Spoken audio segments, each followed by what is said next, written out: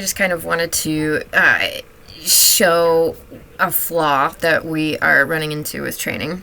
And I kind of wanted to bring you along and highlight some certain points of it and kind of hopefully encourage more thoughtfulness.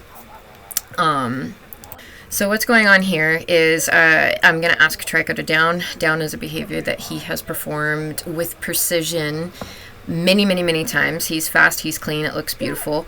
And I've been able to do it, ask him to down, and I've been able to walk like hundreds and hundreds of feet in training to toss a bag of poop out across a football field and then come back and release him and reward him. So I'm in classes that are both science-based and not science-based. And in some of my classes, they would say, well, he's able to perform the down at this skill level. That means that he, quote-unquote, knows better. So that would mean that when he breaks a stay, or breaks a down stay, that he is being willful or, yada, yada, yada. There's some putting blame on the dog here, and that would open him up to a correction in those classes. I just kind of wanted to show the error that I trained in, how I trained it in, and how I address all of the errors in my training via having a conversation with my dog. I'll ask him, do you understand this in this situation? If he says yes, then we'll move on. I'll ask, do you know how to down in this situation? If he says yes, I'll move on. And then I'll ask, do you know how to down with this situation? If he says no, then I have to figure out where my training went wrong. So in this scenario, we have to look at the handler because it is me that is the problem when he fails to down. So trainers take years and years and years and years to learn and get to the point that they're at where they can teach you. And then after that, they continue learning and, for 30 plus years or until they're 6 foot under. Like, it's an ongoing thing forever. So at my current stage of learning, I am learning in both classes that teach with a prong collar, for example, and classes that do not. And so I have to learn the criteria of how the games are played in some classes, and then I have to replace the methodology with the methodology from others. And so for the first dog I go through this with, which is Trico, there's going to be more flaws than there will be with the next dog that I train, right? So he's going to show you one that I'm working through with him right now. So I build all of the training with a game called It's Your Choice. There has been one exception to the It's Your Choice, and at least with my history of training. I'm going to do things a little bit differently next time, but just so that you're aware, I have not used It's Your Choice with the sleeve. Now, with the approach with the sleeve, we frustrate the crap out of the dog so that we build more value, and as soon as he's amped up and hyped, we'll give him a bite, and you just build momentum from there. You do bites and misses and all kinds of stuff. And so essentially what that means is I haven't really asked him to think too much with the sleeve. So the sleeve is just an extension of a tug toy, right? That's how you train protection dogs. That's how you train any type of bite dog. It's just another tug toy. It's just like a really big one. So with all of his other toys, I've asked him to think. I've used them to train behaviors. And so I can ask him to do a heel and reward him with the tug toys. And I was able to do that for quite some time with the sleeve, but I kind of backtracked and focused on other things, which he's going to show. So I ran into a hiccup when I was trying to name a cue for the contact heel that I've been creating with him. And I realized I could not name the cue with the sleeve as the tug toy reward because he couldn't think around it because I hadn't asked him to. So I had to go back to this layer, and I named the cue with a toy instead. I backtracked there. I realized I had to split up the way that I was approaching the training to adjust to what I had, the history that I had built in with him. And so I went back a layer with naming the cue, and I named it with cow tug instead of a sleeve. And then I branched out into this direction to work on this skill separately and figure out where the flaw was with the sleeve and patch it up.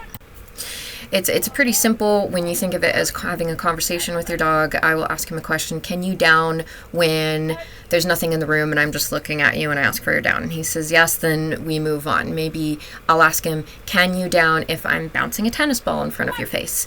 If he says yes, I can down when you're bouncing a tennis ball, then cool, we'll move on. And then I'll ask, can you down while I bounce a tennis ball and I'm standing 10 feet away, you know, and so on and so forth. And so you're going to see me go through the process of asking him, how can you down? And then when he fails, to help manage stress levels, I'm going to do stress management. I'm going to not reward him for the thing that he failed to do, but I'm going to do something that I know he'll get right, give him a reward for that because he's got to earn his reward. And then I'll go back and ask him again, can you down in this situation? And he was going to tell me and show me which layer is broken. And as soon as I find which layer is broken, I say, okay, I'm hearing you, I'm listening to you, and I will go back to that layer and I will explain to you what I want again. So why don't you watch and see how quick and easy it really is to not put blame on the dog and figure out, when we take blame on us, where we went wrong, which layer of education we messed up, and just fix it by just re-explaining it to the dog where there was confusion. He's asleep. He thinks to bark. That's my training. Push out.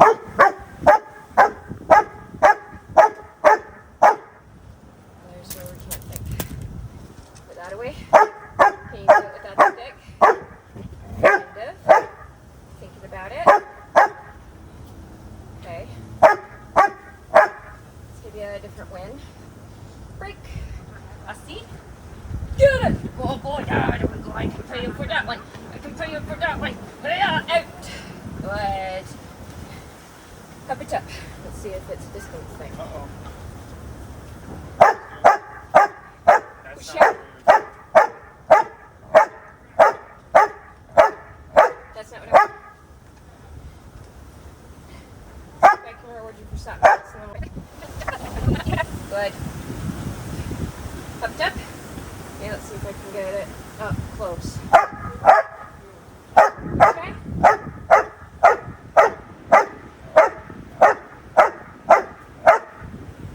Okay. So, with the sleeve, I cannot. Oops. That's not what I said. It's a choice. No, we failed and it's her choice. And now he's stressed. Sir, I'm gonna try it with the toy and see if I can get success with the toy. There it goes. Coucher. Get it! Yeah, we can do it with the toy. It's the sleeve. It's the sleeve. It's a good boy. It's the sleeve. It's the sleeve. It's the sleeve. So let's do a few reps with this. And I'll bring up the sleeve and see if I can get him out. Good. Up it up. Coucher. Get it! Good boy. Good boy. Oh, you lost it. You lost it. It's mine. Okay, up it up. It's hard to tug something else with the presence of the sleeve, huh? Coucher. Get it! Good boy. Good boy. Good boy. There's a good boy. Out. See if I can introduce the sleeve again. Got 3 reps with the toe. Then I said good boy. Okay, up it up. Coucher. Get it! There we go. We just needed that. We just needed the toy a few times. Oh, what a good boy. What a good boy. So one of my favorite quotes that my mentor, Susan Garrett, says is, our dogs are always doing the best that they can with the education we've given them in the environment that we're asking them to perform. So this would be an example of looking at those things. So when someone says, oh, he can sit at home in my living room, oh, he can sit at home when I open up the fridge door and I'm opening up a thing of cheese, but when I ask him to sit at a tennis ball game with my daughter, he can't sit, so he's being willful.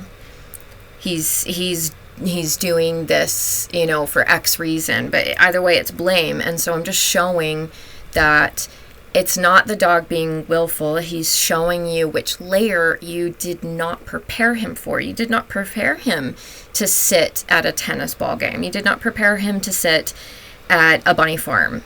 You prepared him to sit in your living room. You prepared him to sit when you're opening a thing of cheese.